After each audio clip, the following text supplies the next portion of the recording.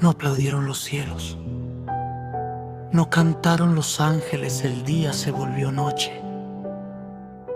porque la luz estaba siendo apagada por los hombres. Un beso vendió la eternidad por monedas frías. El polvo del huerto absorbió sudor rojo. La obediencia pesaba más que el miedo. Los discípulos huyeron. El justo quedó solo.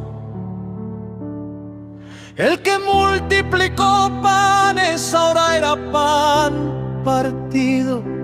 El que calmó tormentas ahora era golpeado por ellas. No fue un error, fue entrega.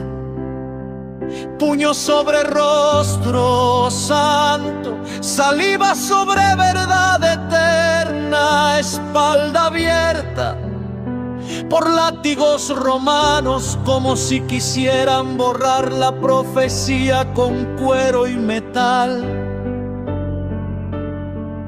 Pero cada herida gritaba: consumado está escrito.